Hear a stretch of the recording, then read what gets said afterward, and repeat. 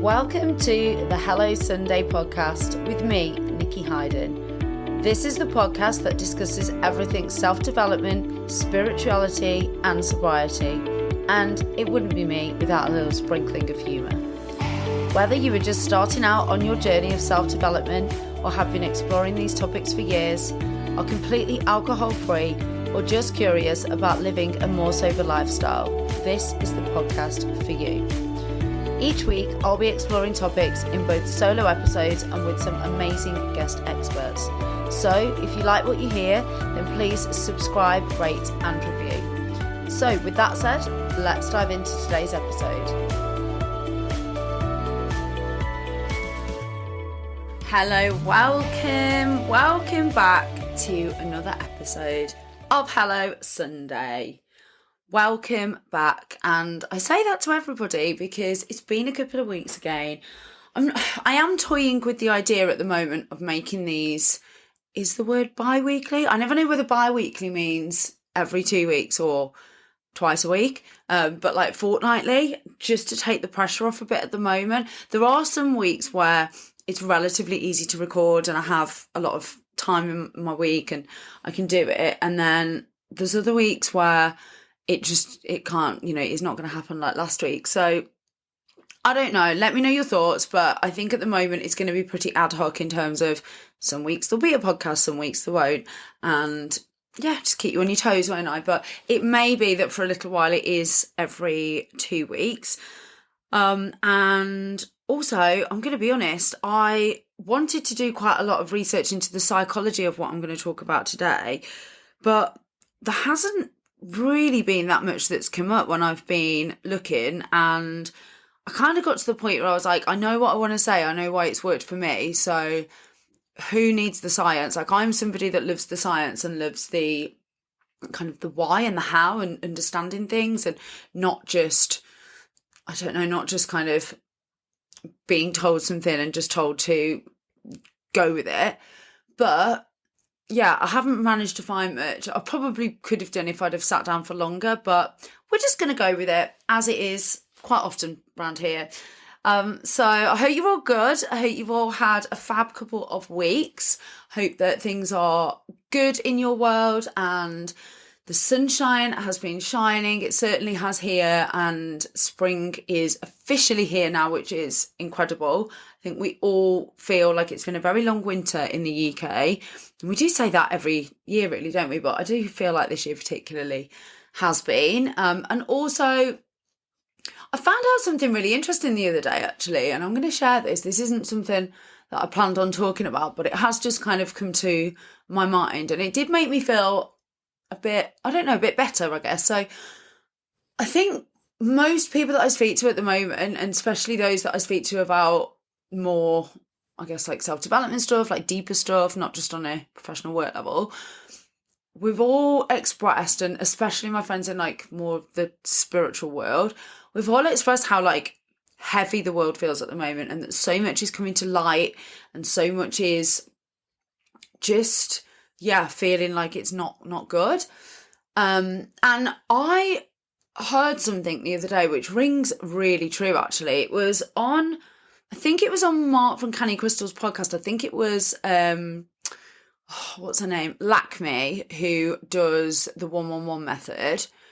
She was talking about how in 2012 there was like an astrological, I think that's right, astronomical, the stars and planets and stuff, astrological, I think, like planetary shift, and the world went, now I'm going to absolutely butcher this, so please do go away and research it. I didn't plan on talking about this, so I haven't kind of looked into the actual whys and hows, but it was something to do with the world went from an astrological point of being in like darkness. We've actually changed to be in another galaxy now, I think.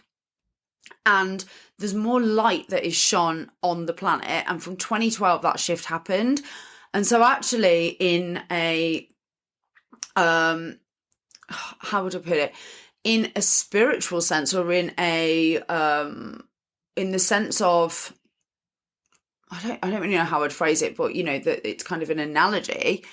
We are coming out of the darkness into the light with a lot of things that we're discovering and understanding now about the planet and the way things work and people, and all of the stuff that's happening, you know, with like the Me Too movement and Black Lives Matter and all of the stuff that's happened recently in the celebrity world. And there's just so much that has come to light that it's starting to feel really heavy.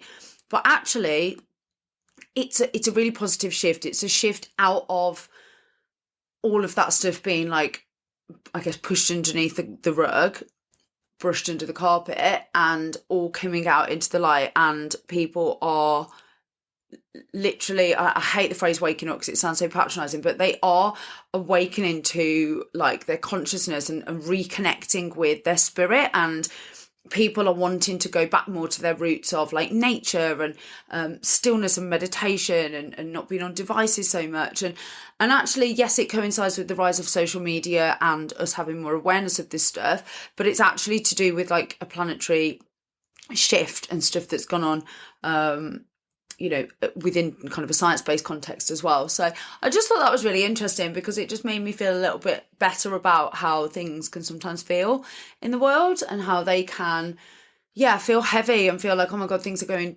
completely backwards. And don't get me wrong, there's some horrible, horrible shit that goes on that we can't justify. But when things are coming to light and we're finding out about stuff, that is sometimes a good thing because it means that people aren't accepting it anymore and we're not putting our head in the sand and we are calling it out. So just thought that was a nice way of looking at things.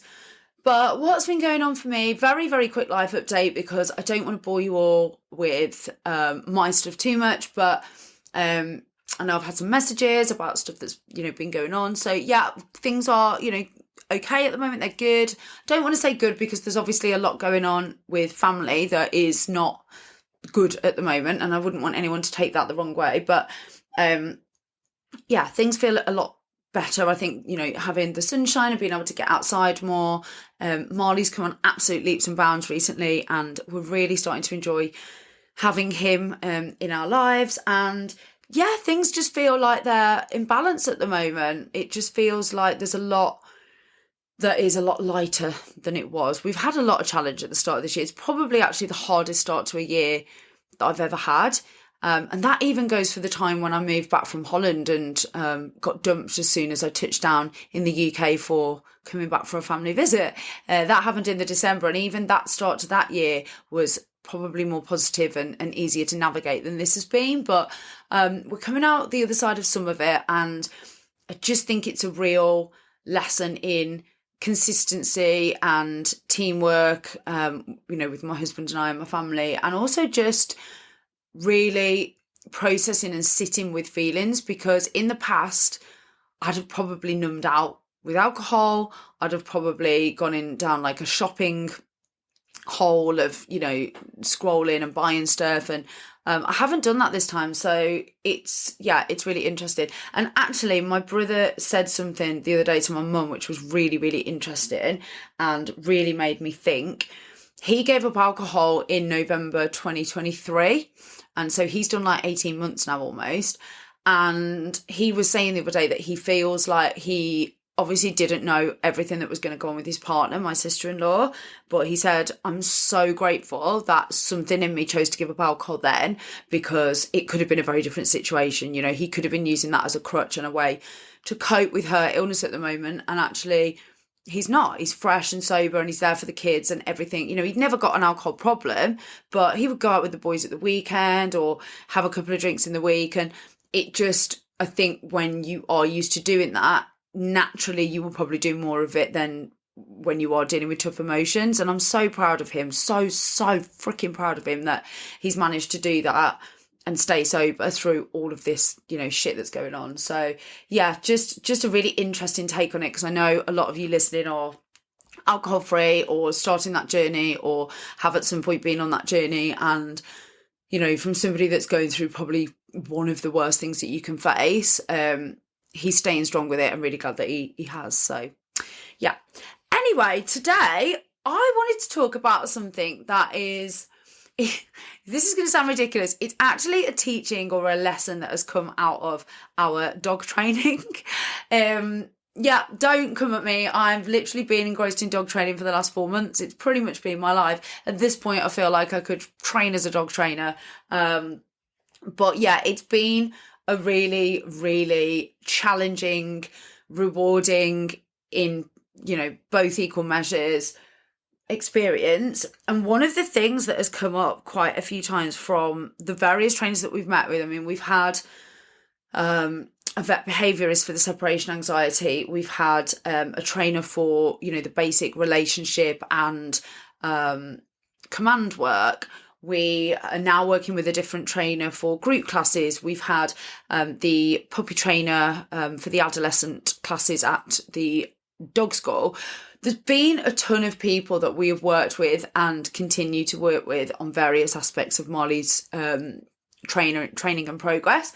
But they all, despite their different methods and despite the different specialisms, there's a phrase that comes up time and time again, which I have really integrated and embodied into my own life recently, because it's so true, and it's so true for not just animals but for us as well as humans. And that is to do things that they are going to succeed in, to give them that sense of achievement first. So in essence, it's about doing things that are maybe slightly easier to give the dog the opportunity to feel like a success and to get the praise. And therefore it not only motivates them to want to continue, but it gives them that sense of achievement and the sense of, I guess they don't internalize it or have the cognitive thought to think of it as, self-worth. But that's what it is. You succeed in something and you feel good about yourself, and you want to do it again, and then maybe have that motivation to push a little bit.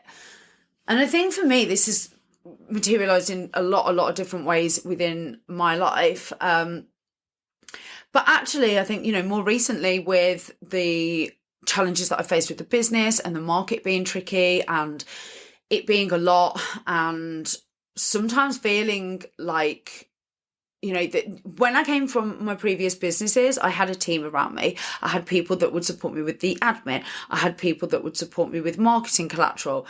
I had people that would support me with the financial side and the invoicing.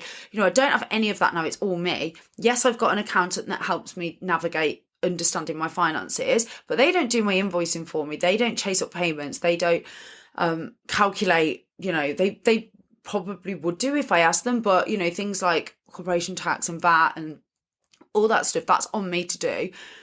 The marketing side, yes, I've got somebody that helps me with the graphic design, but all of my posting, social content, all of the ideas for campaigns, everything like that is on me. And sometimes it can feel super overwhelming to be doing all of this stuff that you're not trained in, you don't have that a natural ability in, and also you're spread really thinly. And I think more recently, where I've been going back out to market to develop new business relationships and create new clients and bring in new work, that has taken priority, but then all of the other stuff still needs doing.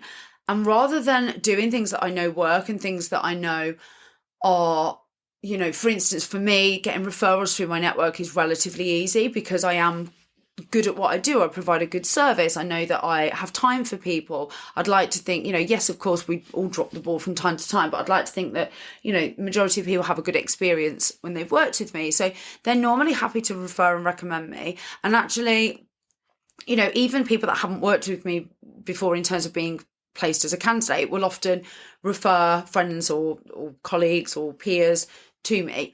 So that for me is quite a trusted method, but I've also wanted to be breaking into a slightly different market. So my focus through my whole career has been consumer products. It's been product-based businesses, and those are the businesses right now that are getting hit the hardest. They have been hit with Brexit and logistics costs and import fees. They have been hit with really, really taking a hit on margin because of all of the macro environmental factors, things like the Ukraine war, change of, taxes, government policies. There's so much that can impact their business overnight, not to mention the national insurance increase, which has hit them, as a business, whether it's hit their product costs or not. So it's a real minefield.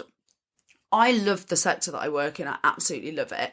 But sometimes you do have to diversify slightly. And actually, the way that the world is going, a lot of my candidate base have moved into technology-based businesses, platforms, apps, services. And that's something that I'm really, really interested to explore and to do more of. I've done, a fair bit already, but I wanted to move into that. So when I was at a point of like, okay, I've got space to bring in new business now, rather than going out to my network and asking for referrals, I started doing stuff that was completely alien to me, completely new to me. Automated messages and reaching out to people I'd never spoken to before, and things that were going to take time to build up and to create momentum with. And then I was left feeling like this isn't working and questioning myself, am I good at this anymore? And it took somebody completely unrelated to recruitment and within my life, but not in a professional context, to say, well, whilst you're doing all this new stuff, maybe do some of that, but also some of the stuff that works. Get some work on in a space that you've got contacts and networks within, so that you can continue doing that other stuff in the background, but you're not leaving yourself in a position where you absolutely need to land something. And that was really good advice. And it's so funny how you don't see the wood for the trees sometimes with this stuff. And it made me realise that I was doing the really, really tough, long game stuff, rather than just giving myself an opportunity to have maybe a quick win or an easier win that would keep that momentum going and keep my confidence and self-belief up, which, don't get me wrong, I've been doing this for 17 years now, so you think that I'd have that solid, but it's easy to get knocked, especially in the world of like LinkedIn and social media, where people are comparing themselves all the time. So that was one example where actually taking that advice from the dog trainer and creating easy wins is something that is going to keep you on the track to wanting to continue to do more. And it's the same with fitness. Like, I have injured my knee. I injured my knee probably about 6 weeks ago, and it's, a twinge, it's possibly a ligament, something that will heal in time, but it's just meant that I haven't been able to do my normal gym workout. And rather than doing stuff that I could continue to do and things that were easy wins, doing some abs, doing some upper body, I'm obviously able to walk, so I'm going out on dog walks, but rather than continuing to do a little bit of the things that actually will give me that feeling of success and completion, I just stopped everything. And then when I went back to go and do some gym work, it felt so overwhelming that I kept putting it off and thinking, it's going to hurt, I'm going to be crap, my muscle memory is going to have fallen off a cliff and I'm not going to have the strength anymore. And I built it up so much in my head that it just became a thing, rather than giving myself some quick, easy wins.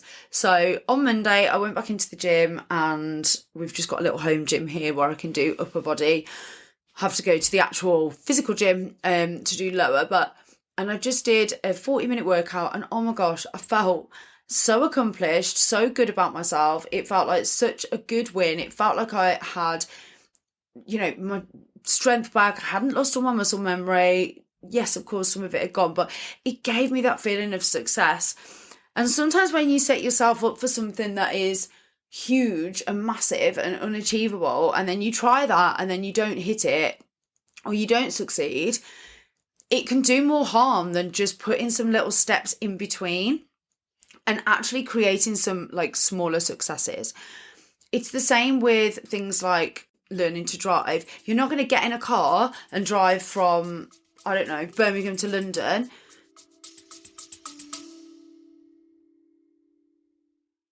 For those of you that are regular listeners to the show, or maybe you know me personally, you won't have been able to get away without hearing me talk about Simprove. Simprove is a scientifically backed, water-based probiotic drink. You drink it daily, and it has been scientifically proven to help with things like bloating, IBS symptoms, pain. It was actually a dietitian friend of mine that introduced it to me last year, and I honestly wouldn't be without it now. It's helped with my energy, with my bloating, it's helped with my immune system, and also things like my skin. The list is honestly endless. Now, I have got a code for you. So if you'd like to try Simproof, you can get 50%, that's a massive 50% off your first 3-month subscription by going on to simproof.com and putting in the code Nikki50. That's NIKKI50, or clicking the link in the show notes. The first time that you pass your test, or the first time that you take a lesson, it's just not advisable. The likelihood is you're going to start off in an industrial estate or in a housing estate, and you're probably not going to go out of second or third gear. Rather than putting in front of you something that is completely, not necessarily unachievable, but very, very unlikely, and then feeling like a failure, it's better to build it up in easy steps. And you might be listening to this and thinking, well, yeah, obviously that's what everyone does. But you'd be surprised how many times in the past few weeks I've realised that I've been doing the exact opposite of that. And I am engrossed in this stuff all the time. This is the stuff that I love learning about, that I love sharing with you guys. And yet here I am sat here knowing full well that in at least 3 or 4 areas of my life, I have completely and utterly had ridiculous expectations of myself, or expectations that in hindsight were never going to be met. And so with the dog training, we realised that, day one, we expected him to sit and leave it and drop. And he's probably going to come in now and be like, why are you saying all these command words that I know? And be able to sit at thresholds at the doors and wait for us. And we got him home, and it was like an absolute baptism of fire. And I think because he was 6 months old, we had these expectations that, he'll probably know some of this stuff. And he obviously didn't, because he hadn't been looked after and trained and nurtured and taught. And so it was like a big smack in the face. We were like, fuck, this is way harder than we thought. And I think that's why the last few months have been so hard, because we've had this expectation that wasn't going to be met. And therefore we've put that onto him. And that just makes my heart break, because I'm like, if we knew he was never going to meet it, God knows how he felt, the poor little thing. So now we have realistic expectations. Now, if he doesn't do something, the first time, we might try again. But then if it doesn't happen, we'll take the expectations down. And this is day to day. Like, just because he's done something once or twice, it doesn't mean that the next day he's going to do it. It depends what mood he's in. It depends how tired he is. It depends how he's reacting to his medication that day. It depends how hungry he is. I've done training with him where we've rang the doorbell 20, 30, 40 times and got him to go on his place, which is his mat in the living room, so we can close the door and greet the person at the front door. And he's been an angel, and he's been quiet, and he's, taken the treat. And then we might do it one day with the postman and he's fine, and the next day with the Amazon man and he's absolutely, kicking off and crying blue murder. So it doesn't always follow a linear path. Sometimes you're going to be able to do stuff and sometimes you aren't. So a good example of this is like, if you're a woman and you lift in the gym, your menstrual cycle will often dictate how heavy you can lift. Some parts of your cycle, I think it's in your, I'm trying to think of the phasing up. When you're ovulating, I think you can lift super heavy. Whereas when you're in your luteal phase, which is the phase before your bleed, before your menstruation, you feel like weak and you feel like you can't lift as much. And so taking down the weight on those days and actually doing something that you can achieve rather than just trying to do something and failing and feeling like shit is going to give you that little boost of, okay, well, maybe it's not going to happen today, but, I know that I can do it.